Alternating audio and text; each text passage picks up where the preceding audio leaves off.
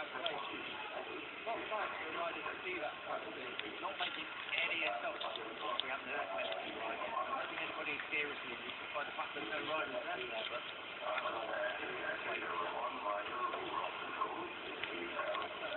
on the side of the track as well, going out on the second position, taking part out there as well. So a little bit of a halt in proceedings now, and they will start the race with conditions where the race rates are here. It may take a couple of laps off. Yeah, how many laps do we need?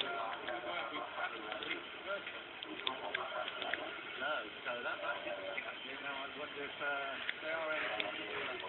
So guys, quick news on what's going to come up. It will be a 12-lap race with original grid.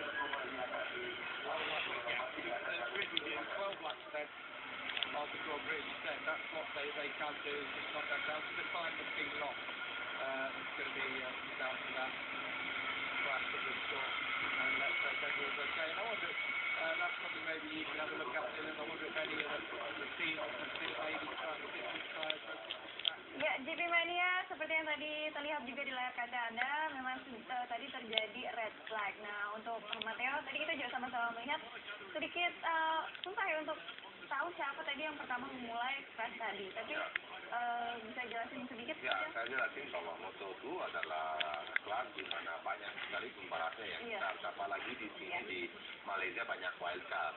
Nah, wildcard mungkin nggak punya pengalaman sebesar yang lain, tapi saya rasa bukan itu masalahnya.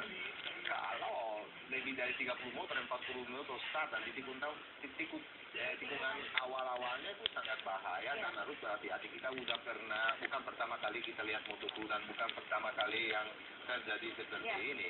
Karena mereka pembalap harus ya lebih waspada kalau awalnya, karena banyak sekali yang sikat kiri kanan yang masuk. Dan akibatnya kalau satu aja jatuh gara-gara misalnya orang lainnya, kita nggak bisa tahu karena tadi nggak kelihatan siapa dan kenapa, dan nggak penting menurut saya karena ini tabrakan juga, tabrakannya race. Dia jatuh, ya semuanya jadi bahaya karena yang depan, yang di belakang nggak lihat bahwa di depan ada banyak yang jatuh karena katanya sangat semangat dan kencang. Makanya itu yang di belakang bisa tabrakan juga yang udah jatuh di depan, dan jadi bahaya sekali dan sangat jelek dilihat, sangat horrible ya. Ya, dan memang Matteo juga bilang kalau moto tuh memang kejadian-kejadian seperti ini lebih sering terjadi juga ya. Iya, karena mereka banyak sekali yang starter 1 nomor 2 karena pengalamannya nggak belum maksudnya jago yang di MotoGP lah misalnya. Ya, dan mereka itu anak muda semua, anak muda banget, dan mereka punya ini apa namanya spiritnya yang mau maju, mau sangat-sangat. Itu normal yang terjadi, dan sport ini di Moto2 ya memang lebih wild. Kalau kita harus kasih penalti kepada pembalap di Moto2, saya rasa setiap minggu itu ada aja yang disqualify. Tapi itu namanya juga balap, dan kita harus juga dari rumah ya seperti balik lagi ke kasus Mark Marquez tadi ya, harus sedikit lebih fleksibel. Kalau nggak mau balap dan nanti risiko ini ya di rumah aja makan popcorn dan nonton. Kan kalau misalnya dibilang riders di moto itu memang lebih masih muda, jadi masih berbahaya. Jadi itu nyambung juga ke Marquez di MotoGP, mungkin dia masih belum adjust juga dong berarti di MotoGP. Karena dia rookie, dia baru naik, dan itu kesalahan yang dia bikin ya memang ada. Dan semua pembalap dari dulu yang naik di MotoGP yang rookie karena mau apa namanya kasih lihat bahwa dia itu punya skill, itu pasti bikin kesalahan-kesalahan. Saya ingat waktu Valentino Rossi aja naik di kelas 500 ya, itu dulu beberapa kali dia juga jatuh atau bikin orang jatuh karena kan memang rookie, memang baru.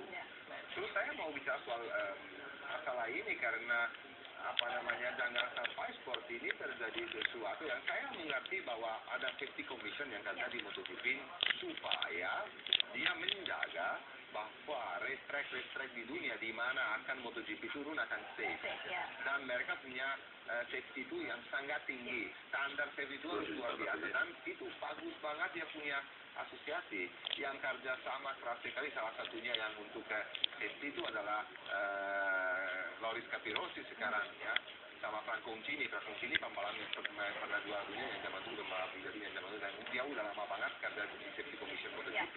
Dan itu sangat baik punya komisi untuk make sure bahwa race track tersebut selalu safe. safe. Tapi kalau lagi race seperti kita Ini dia nih, kan lagi Mateo. masuk ya. Ya. Ya nggak jelas. Ada satu Tetap, ya. kayak Alex Pong itu kayaknya jatuh, tapi gara-gara apa dia jatuh dan ditabrak sama siapa nggak kelihatan. Ini yang Ya. bahaya karena yang di belakang datang dengan sangat kencang dan tiba-tiba di depan mata mereka ada motornya dan mereka nggak lihat karena ramai sekali ya terjadi sesuatu yang horrible.